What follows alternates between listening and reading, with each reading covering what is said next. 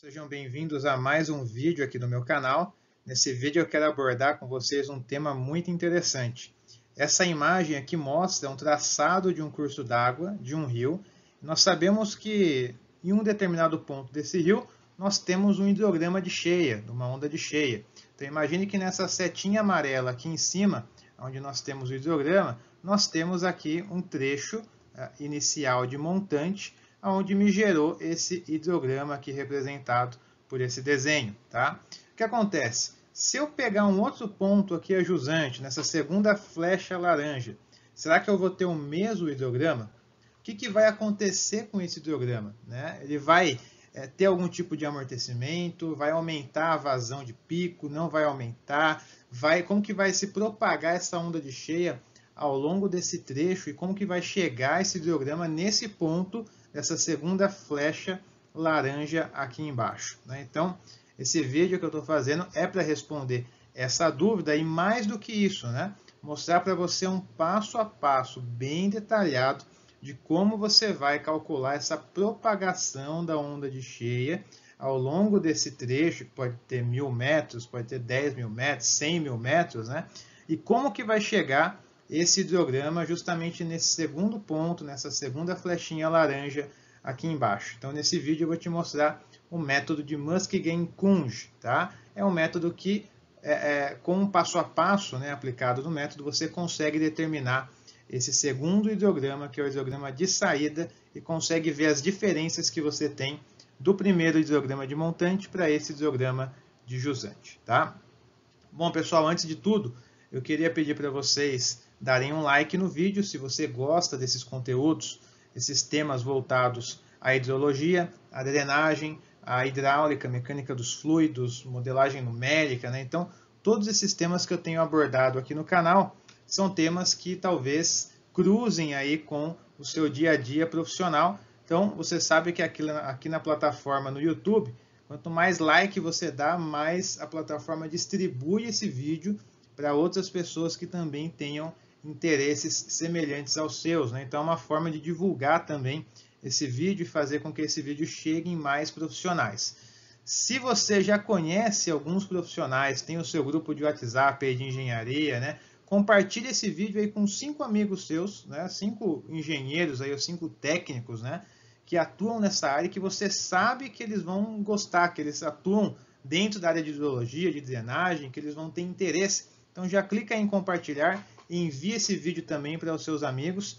E se você não é inscrito no canal, se inscreva no canal clicando no botão vermelho e acionando o sininho para você ser notificado de novos vídeos aí, novos conteúdos como esse, tá bom? Então, bom pessoal, o que acontece?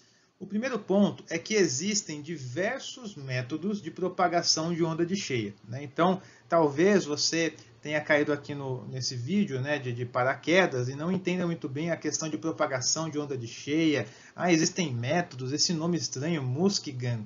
Muskingum-Kunge é o que é o primo do Muskingum. Né? Então, você pode ter várias dúvidas, assim como eu também tive quando eu fui estudar esses métodos, quando eu fui estudar essa linha de propagação de onda de cheia.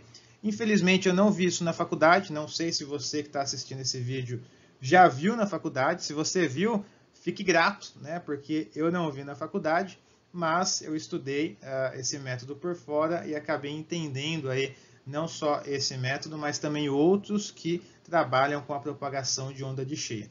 Então, como eu falei no primeiro slide, quando você tem uma onda de cheia em um determinado ponto do seu curso d'água, ou seja, a montante, essa cheia ela vai ser propagada ao longo de toda a extensão do seu curso d'água. E se você pegar um segundo ponto mais ajusante, numa determinada distância, x, né, você vai ver que esse hidrograma ele vai ter sofrido algumas modificações. Né? Não vai ser o mesmo hidrograma. Tá? Então você tem essa propagação da onda que acontece ao longo do trecho e você consegue observar que ao longo desse trecho esse hidrograma vai sofrendo algumas alterações. Tá? E existem alguns métodos que estudam essa propagação. Um dos métodos é o método de Muskingum, né? Que não é esse que eu vou apresentar para vocês aqui hoje. Ele avalia toda essa dinâmica numa ótica hidrológica. Né? Então ele trabalha com alguns fatores ali hidrológicos na análise, no método estruturado dele. O que eu vou apresentar para vocês é o método Muskigan-Kunge, né, que é uma alteração que foi feita em 69, onde você consegue avaliar esses parâmetros na ótica hidráulica, né, com as variáveis ali do seu curso d'água, seja declividade, rugosidade, largura da seção, comprimento. Então, são variáveis que são mais fáceis de você obter, né, como um dado de entrada. Então, no meu ponto de vista, é um método mais completo, é um método mais evoluído, digamos assim, do próprio método de Muskigan. Tá? Bom, o método de Muskigan, então essas duas variáveis x e k que a gente vai ver dentro desse vídeo, elas tinham uma certa limitação, porque você tinha que ter o hidrograma de montante e ter já algumas informações do hidrograma de jusante, né? Isso na prática é quase que inviável, né? Você precisaria dar um pontapé inicial, um chute inicial e calibrando esses valores, né, de acordo com o que acontece no local. Então, existe, no meu ponto de vista, e assim, de grande parte aí dos engenheiros, né, essa certa limitação para se utilizar o método de Muskigan, né? Essa determinação dessas duas variáveis que vão impactar diretamente nessa propagação da onda de cheia. Agora, dentro do método de Muskigan-Kunge, como eu comentei com vocês, as mesmas variáveis aí dentro da ótica hidráulica, né, elas podem ser enxergadas, podem ser encontradas através de propriedades físicas como rugosidade, declividade e tudo mais, né? Então, pessoal, essas variáveis que eu comentei passam aí pelo comprimento, declividade, rugosidade e largura. Isso no método Muskigan-Kunge, tá? Essa visão hidráulica da coisa. E esse método também foi desenvolvido aí baseado nas equações de Saint-Venant, né? Bom, o que pode então acontecer nessa propagação da onda?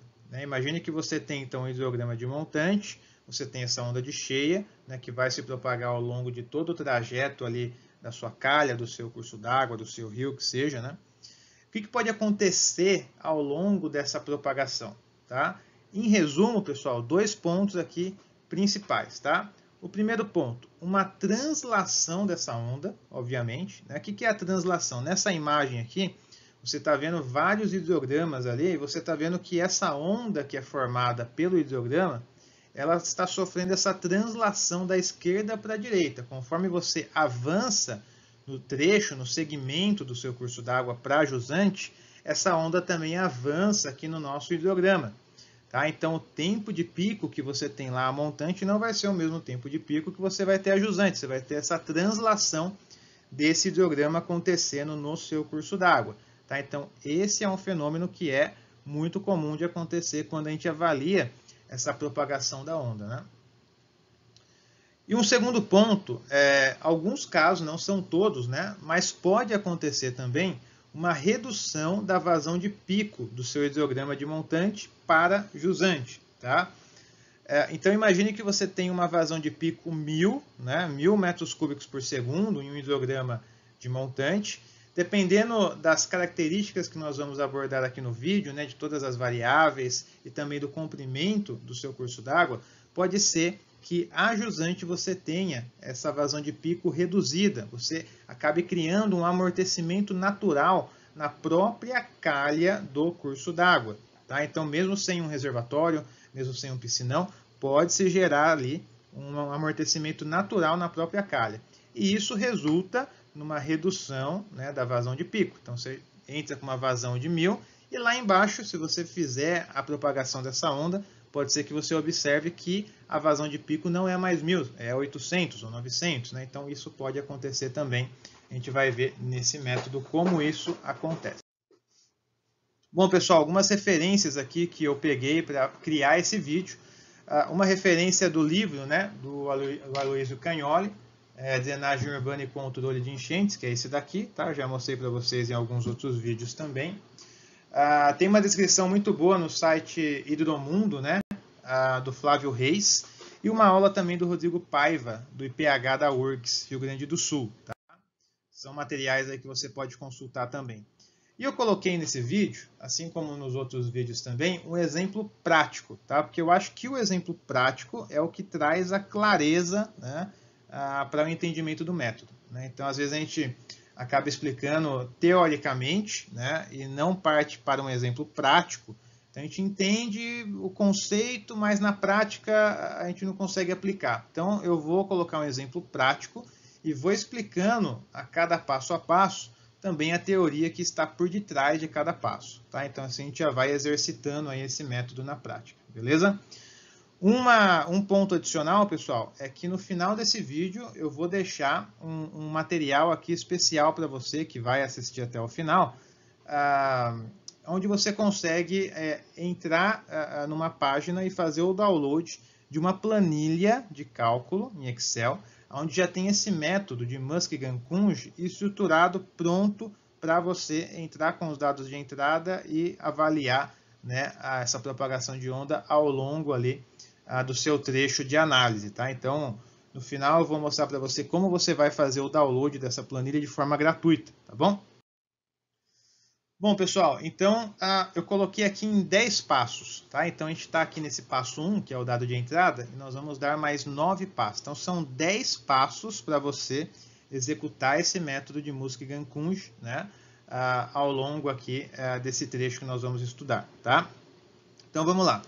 Primeiro passo, dados de entrada. Aqui eu já tenho uma tabelinha, né, com alguns dados de entrada, e esses dados você precisa ter em mãos também, tá?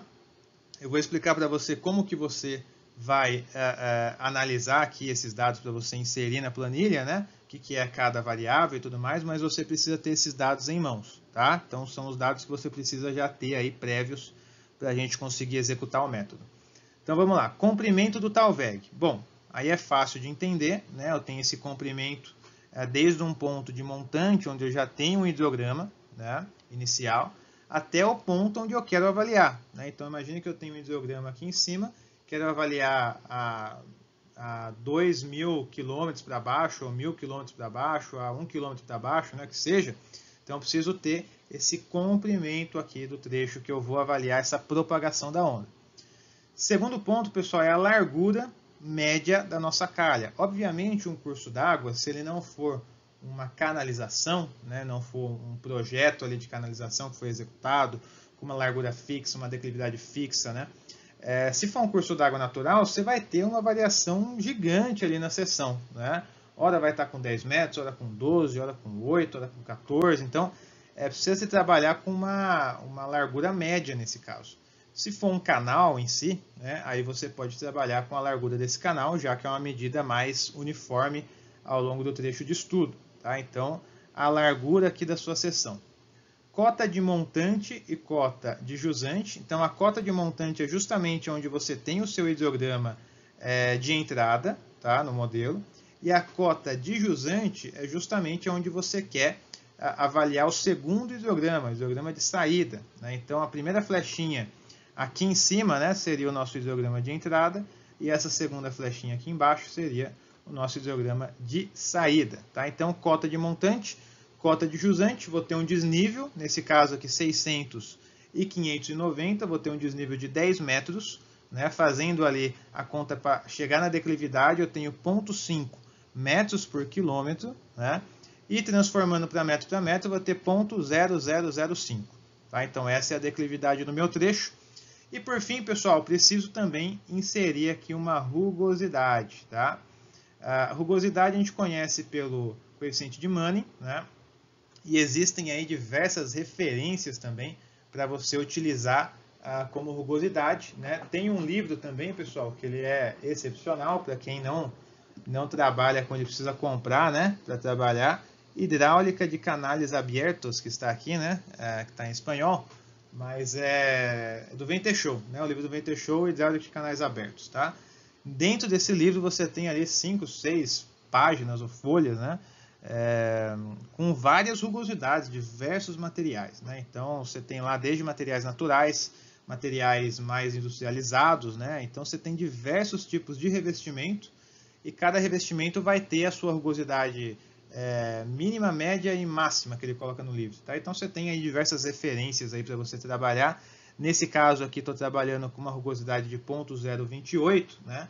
Que seria uma rugosidade alta, né? Para você ter noção, seria a rugosidade de um gabião, por exemplo. Né? Um gabião caixa, um colchão reno vão ter aí rugosidades de 0,028. Tá? Então, aí nós temos que adotar também essa rugosidade do trecho que nós vamos avaliar. Tá?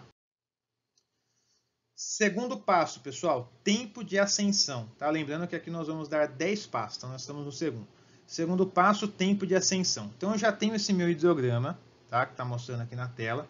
Esse ideograma é justamente daquela flechinha lá montante, né? Do ponto a montante. Tá? O tempo de ascensão é o tempo que vai demorar para chegar no pico ali, né? A subida, né? Do meu ideograma. Tá? Então, pegando esse exemplo aqui, eu tenho um tempo de ascensão próximo de 5 horas. 5 horas, tá? Então, olhando ali a minha base do meu gráfico, do meu ideograma, né, eu vou ter ali cerca, aproximadamente 5 horas. Então, preciso salvar essa informação comigo também, tá? Terceiro passo, pessoal, vazão de referência, tá? A vazão de referência pode ser considerada, então, estou pegando aqui nesse ideograma, né, a vazão de pico, tá? Pegando essa flechinha laranja, que vai ser a vazão de pico do ideograma. E a vazão de referência pode ser considerada como 70% da vazão de pico. Nesse caso, a vazão de pico é 1.357 metros cúbicos por segundo. Tá? E a minha vazão de referência, né, 70% da vazão de pico, vai dar 950 metros cúbicos por segundo. Tá? Então, eu tenho aqui essa vazão de referência também para salvar essa informação que eu vou utilizar no método, tá bom? Terceiro passo, né? Então vamos para o quarto passo. Discretização do passo de tempo, tá? Então aqui eu tenho um ΔT. Esse ΔT vai ser o passo de tempo que eu vou utilizar para construir os meus próximos ideogramas, tá? Ou seja, um ideograma intermediário do trecho, um ideograma do trecho de jusante, onde eu quero saber como que essa onda se propagou ao longo de todo o trecho, né? Então, preciso ter ali na minha base do ideograma esse passo no tempo, essa discretização do tempo, né? E é indicado que esse ΔT seja igual ou menor do que o TR dividido por 5, o tempo de ascensão dividido por 5. Como eu já sei que o tempo de ascensão, já calculei, é 5, né? Então, ao fazer a divisão, vai dar 1. Então, meu ΔT ele tem que ser igual ou menor do que 1. Nesse exemplo que eu vou fazer com vocês, eu vou ser um pouco mais criterioso e vou utilizar um ΔT de meio, tá? Ou seja, meia hora, 30 minutos, ou seja, 1.800 segundos. Tá? Então, nesse caso aqui, o meu ΔT não poderia exceder 1 hora. Estou utilizando aqui um ΔT de meia hora para ser mais criterioso nessa discretização do tempo, tá bom? E converto já aqui para 1.800 segundos. Quarto passo. Então, eu vou para o quinto passo agora, pessoal. Altura da lâmina d'água. E aqui a gente entra naquelas variáveis, né, físicas do problema que o método de Muskingum não levava em consideração, né, tendo em vista que ele olhava para o método em si de uma forma mais hidrológica. Né? Então, nesse caso, a gente está olhando para um método Muskingum-Kunge, que tem essa visão mais hidráulica, que leva em consideração essas variáveis também físicas aqui do nosso curso d'água. Então, coloquei essa seção aqui no lado direito, né? É uma seção retangular. Né? Então, o que acontece, pessoal? Aqui você pode calcular a lâmina d'água por diversas formas. Né? Existem diversos softwares aí, onde você calcula nível d'água, né, para canal. Tem o software que chama Canal mesmo, tem o software Macra Studio, tem o software Cisco, tem diversas ferramentas, planilhas aí também. E aqui eu coloquei a equação de Manning, né, invertida aqui para eu calcular a lâmina d'água. E o que acontece, pessoal? Nesse exemplo aqui, eu estou considerando que a seção é retangular. Né? Tudo bem que na imagem lá estava uma seção natural, mas abstraia um pouco a imagem e considere que é uma seção retangular. Tá? Só para a gente simplificar essa etapa e evoluir aqui no problema. Tá? Então, considerando que a seção é retangular, eu tenho exatamente essa equação. Ah, mas a minha seção é trapezoidal, minha seção é duplo trapézio, minha seção é variável. Aí você tem essas ferramentas aí que você pode utilizar, software Canal, software Macra Studio, software Cisco, né, onde você consegue mudar ali as geometrias e calcular exatamente a lâmina d'água, até o próprio REC-RAS. Né? Então, aqui para simplificar, estou considerando uma seção retangular. Tá? Considerando a seção retangular, eu tenho essa equação. H igual a N vezes vazão dividido pela base vezes declividade elevada a meio. tudo isso elevado a 3/5. Então, eu vou substituir os valores, minha rugosidade é 0,028, a vazão de referência, que é 70% da vazão de pico, né, é 950, a minha base é 50 metros, minha declividade também já está inserida aqui, e chego numa lâmina d'água, então, de 6,70 metros e 70 centímetros. Tá? Bom, então esse é o passo quinto, né? Vou para o sexto passo. Velocidade média.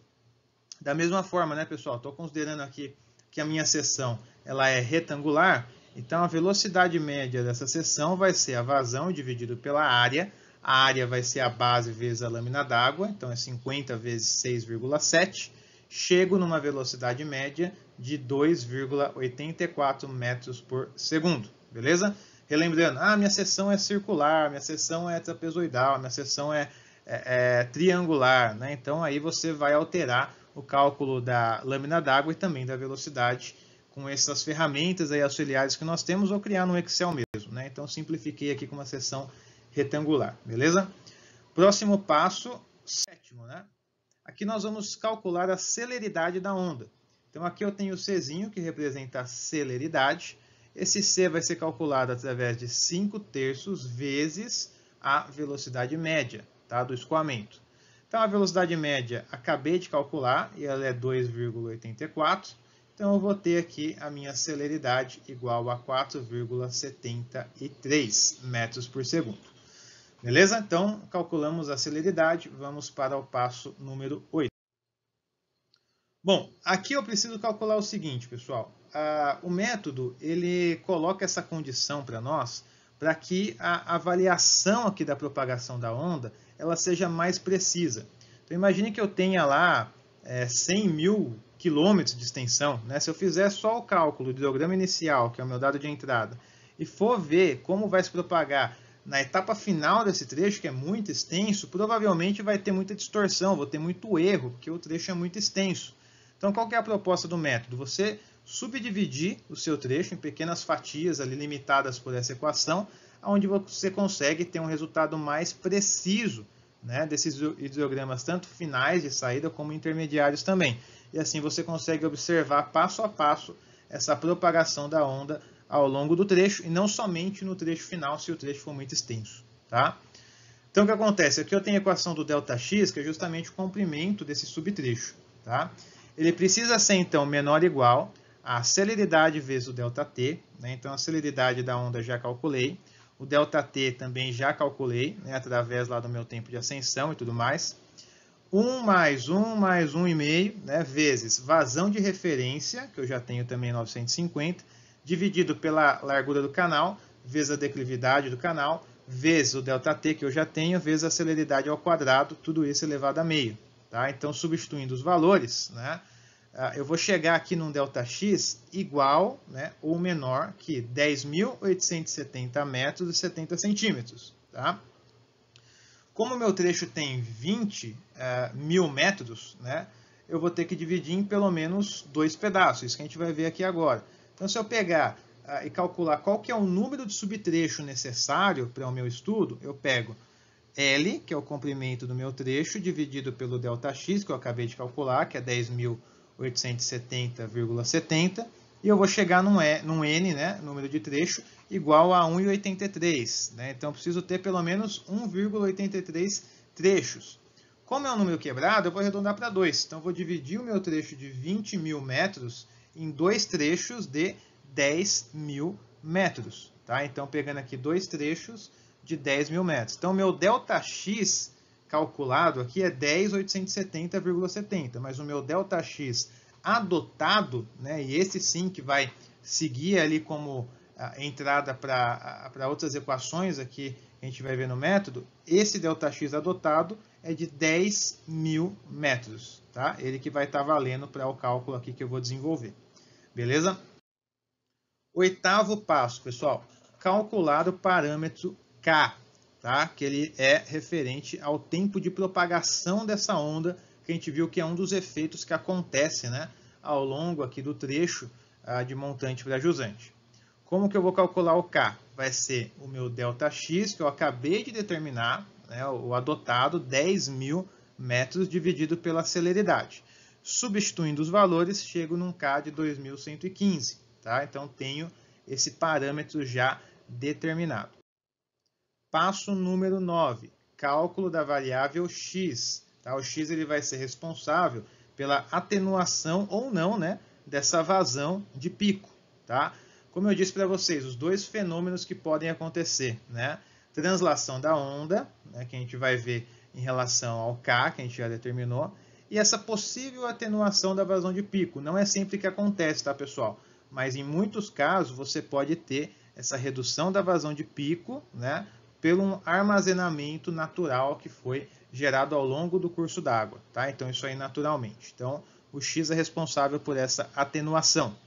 Então tem a equação de x, que é meio vezes 1 menos vazão de referência dividido pela largura do curso d'água, vezes celeridade, vezes declividade, vezes ΔX, que eu já determinei também. Tá? Substituindo os valores, eu vou chegar num x igual a 0,09822, etc. Tá? Então, esse valorzinho aqui vai ser o meu parâmetro x, que eu vou utilizar também para calcular essa propagação. Tá? Só um ponto interessante aqui, pessoal, que aconselha-se, né, que seja feita essa verificação do x. Tá? Então, eu tenho essa condição, tá, para que eu não tenha nenhum erro numérico aqui ao longo da produção dos próximos hidrogramas. Então, o x tem que ser menor ou igual do que a relação de ΔT sobre 2K, tá? E ΔT, né, de tatu, sobre 2K tem que ser menor ou igual do que 1 menos x. Então, eu faço essa verificação para ver se está ok aqui o meu x, né, que eu acabei de calcular. Então, o x em si é 0,09. ΔT sobre 2K, né, vai ser 0,43, que é maior do que x. Né? E 1 menos x é 0,90, que é maior do que o ΔT sobre 2K. Tá? Então, aí eu tenho essa relação atendida. Tá? Então, com isso, eu vou seguir aqui a análise do método Muskigan-Kunge. Beleza?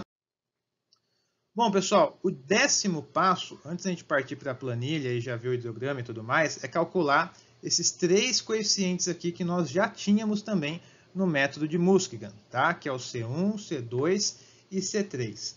Todas as variáveis aqui que estão dentro das equações, né, do C1, C2 e C3, nós já calculamos, nós já temos em mãos, tá? Ou seja, ΔT a gente já tem, o K a gente já tem, o X a gente já tem, né, que são as variáveis aí que estão aí como dado de entrada nessas equações. Então, o que eu vou fazer? Nada mais do que substituir esses valores e calcular esses coeficientes. C1,25, C2,39, C3,36. Quando eu faço a somatória desses coeficientes, eu preciso chegar num valor igual a 1. Então, C1 mais C2 mais C3 tem que ser igual a 1, mais uma condição ali que eu tico como OK. Beleza? E agora, pessoal, nós vamos para o finalmente, né? Montagem aqui da tabela e dos hidrogramas, tanto intermediário, que vocês viram, né? Que eu separei o meu trecho de 20.000 metros em 2 trechos de 10.000 metros. Então, eu tenho o hidrograma de entrada, que é esse azul que está aparecendo para vocês, lá a montante. Eu vou ter um hidrograma intermediário no final dos 10.000 metros. E eu vou ter um hidrograma final, né, no final do trecho, né, mais 10.000 metros para frente, ou seja, uma extensão total de 20.000 metros. Então, eu vou ter esse hidrograma azul, mais um segundo hidrograma, mais um terceiro hidrograma. Tá? Então, a gente vai ver aqui essa dinâmica, como vai acontecer. Beleza? Essa tabela aqui, pessoal, do lado esquerdo, representa os valores desse hidrograma de entrada, que eu já tenho em mãos. Tá?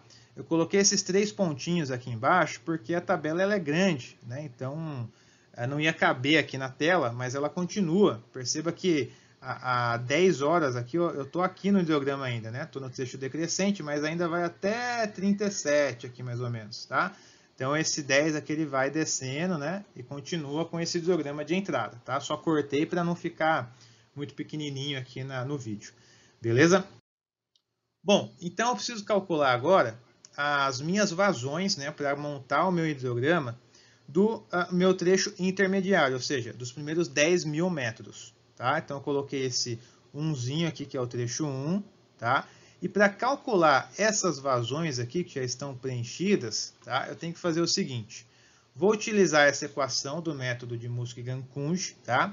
Que vai ser o coeficiente C1, que eu já calculei, vezes a vazão de entrada, né, no tempo t mais ΔT, tá? Ou seja, no tempo avançado aqui, tá? C2, que eu já tenho também o coeficiente calculado, vezes a vazão de entrada aqui, né? Tá com I de inlet, né? No tempo inicial, que é esse tempo aqui, tá em verde, tá? C3 também é um coeficiente que eu já tenho, vezes a vazão de saída no tempo inicial aqui, tá? Então eu tenho essa equação que eu vou fazer para calcular esse valor 2 aqui, ó, que está na minha tabelinha, tá? Então, pegando dessa linha aqui amarela para a esquerda, é o hidrograma de entrada que eu já tenho os valores. Dessa linha amarela para a direita, são os valores que eu estou calculando através dessa equação aqui agora. Então, substituindo os valores, ó, 10, 0, 0, né, esses valores de vazão aqui em cima, né, eu vou chegar numa vazão de 2 metros cúbicos por segundo. Essa vazão eu vou inserir justamente nessa linha aqui da minha tabela, beleza? Próximo passo, pessoal, vou fazer mais 2 vezes esse procedimento com vocês para que fique claro aí, bem sólido na cabeça de vocês, tá? Então, pegando outro passo aqui, ó, mesma equação, só que agora a minha vazão no tempo de entrada, né? Na minha vazão no tempo de entrada, no tempo t mais ΔT, vai ser o 20, né? A minha vazão de entrada no tempo inicial vai ser o 10. A minha vazão de saída no tempo inicial vai ser o 2, que está em azul. Substituindo então os valores aqui dos coeficientes das vazões, eu chego em 10 metros cúbicos por segundo, que é esse valor aqui, tá? Terceiro passo aqui, para a gente consolidar esse conhecimento, pegando a mesma equação, vou ter então substituir aqui os valores que está em vermelho pelo vermelho da tabela, o verde pelo verde da tabela, o azul pelo azul da tabela, que são as vazões, chego em 20 metros cúbicos por segundo e vou inserir esse valor aqui dentro da minha linha também, sempre falando do trecho 1, tá? Então, até aqui, pessoal, nós estamos calculando essas vazões, tá? Se você jogar no Excel, ou melhor, se você utilizar a planilha que eu vou deixar disponível para você no final desse vídeo, né, que eu vou te mostrar o caminho para você fazer o download, você já tem isso aí já pronto, né? Então, você consegue chegar nesses valores mais facilmente. Então, pessoal, para esse trecho 1, acho que está ok, já ficou claro. Coloquei até uma reticências aqui, porque você vai continuar com esse procedimento até o final aqui do hidrograma, tá? Então, repetindo essas etapas aqui até o final. E agora, eu vou criar uma coluna, que é a coluna 2. E essa coluna 2, ela vai ser aqueles 10.000 metros finais, tá? Então, lembra que eu separei em 2 pedaços. Os 10.000 metros iniciais, que começam no hidrograma de montante e termina nesse bloco 1 que eu acabei de calcular. E agora eu vou calcular o hidrograma também para os 10 metros finais, que começa agora não mais no hidrograma de montante, mas sim nesse hidrograma intermediário, né, dessa coluna 1, e vai até o hidrograma de saída, que é o que eu quero ver realmente, né? Então perceba que a equação aqui é a mesma, né? O C1 vezes a vazão, mais o C2 vezes a vazão, mais o C3 vezes a vazão. Só que essas vazões aqui agora, elas não vão mais ser as vazões do meu I1, né, no meu hidrograma de entrada lá de montante. Essas vazões vão ser as vazões aqui da minha coluna 1, que representa o meu trecho de 10 metros iniciais. Tá? Então, por exemplo, essa vazão aqui de entrada do tempo t mais ΔT não vai ser mais 10, vai ser agora o 2, tá? Dessa coluna aqui. Mais o C2 vezes o 0, porque o 0 é a minha vazão de entrada no tempo inicial, da coluna 1. E depois o QT, que é a vazão inicial da coluna 2, né? Então aqui também vai ser 0. Tá? Com isso eu chego em 1 metro cúbico por segundo. Mais um, pessoal. Pegando aqui, calculando essa linha, né? A mesma equação, só que agora a minha vazão de entrada no tempo t mais ΔT vai ser esse 20, nessa coluna 1. A minha vazão de entrada no tempo inicial vai ser 10, na coluna 1 também. E a minha vazão de saída, né, vai ser na coluna 2 aqui, aqui é o 4, cheguei em 10 metros cúbicos por segundo e vou inserir esse valor aqui. Então, dessa forma, eu vou seguindo com o procedimento até o final do hidrograma, tá? Bom, pessoal, então fiz ali, inseri o meu hidrograma inicial, calculei o meu hidrograma intermediário, onde eu tenho 10.000 metros, e calculei também o meu hidrograma no final de tudo, né? No final dos 20.000 metros, no trecho ali final de 10.000 metros finais, né? Então o que acontece? Olha só, eu tenho aqui plotado nesse gráfico, peguei aquela tabela basicamente lá e plotei aqui os 3 ideogramas, tá? Basicamente isso. Esse ideograma azul é o ideograma de montante. O ideograma laranja é o ideograma da coluna 1, como está na legenda, né? E é o ideograma intermediário, nos primeiros 10 mil metros. E o ideograma cinza é o ideograma de saída, no final dos 20 mil metros lá embaixo, tá? Então aqui eu vou ter, nesse primeiro ideograma aqui, ó, uma vazão de 1.357 metros cúbicos, a vazão de pico, enquanto a vazão no ideograma de saída vai ser 1.290 metros cúbicos por segundo. Isso me dá uma redução de vazão na ordem de 5%, o que me resulta uma vazão aqui menor, nesse trecho de jusante, de pico, né, vazão de pico menor, de 67 metros cúbicos por segundo. Tá? Então, lembra que eu falei para vocês que o que acontece na propagação de onda de cheia no curso d'água são duas características. A translação da onda, que fica bem claro a gente olhando os ideogramas, que ela está transladada aqui para a direita, né? Então isso acontece muito pelo coeficiente K. E aqui eu tenho também, nesse caso em específico, uma atenuação dessa vazão de pico, né? Então a vazão de pico que era 1.357 no ideograma de entrada, pelo amortecimento natural da calha ao longo desse trecho de 20 mil metros, ocorreu então uma redução da vazão de pico. Se eu olho o ideograma lá de jusante, lá na saída, eu tenho uma vazão de 1.290 metros cúbicos, que é 67 metros cúbicos menor do que a vazão lá de cima. Tá? Então, isso que acontece. O que vai influenciar, pessoal? Bom, se eu tenho uma rugosidade, por exemplo, muito baixa, né, ao longo de todo esse trecho, pode ser que essa vazão de saída seja muito parecida com a vazão de entrada, né? A vazão de pico de saída seja parecida com a vazão de pico de entrada, do ideograma de entrada. Se eu tenho um material bastante rugoso, com vegetação, pedra ou algo do tipo, vai se criar uma reservação ali natural maior, né? E você pode reduzir ainda mais esse pico de vazão no ideograma de saída, tá? Então, com isso, pessoal, a gente conclui aqui a ideia do método Muskinghan-Kunz. A gente vê que esse ideograma realmente sofre essas alterações ao longo do trecho. E, em resumo, essas alterações se dão tanto pela translação como pela atenuação desse pico. Lembrando que não vai ser sempre que eu tenho atenuação. Nesse caso, eu tive 67 metros cúbicos por segundo.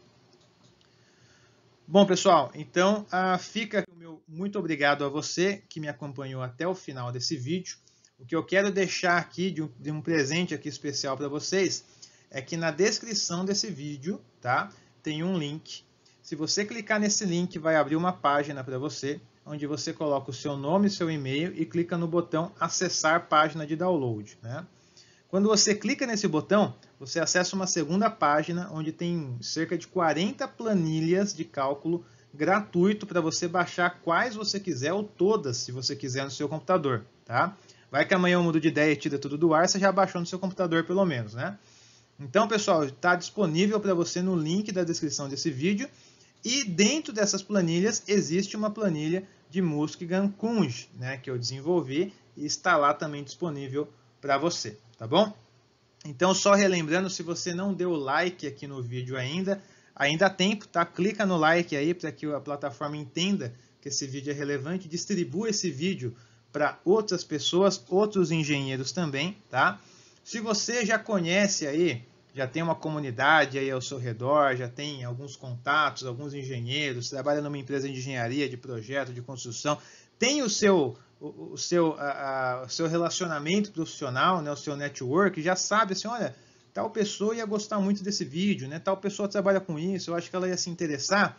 Não perca tempo, né? Clica aí no compartilhar, manda aí no WhatsApp da pessoa, compartilha com a pessoa, compartilha no seu grupo aí de engenharia, tá?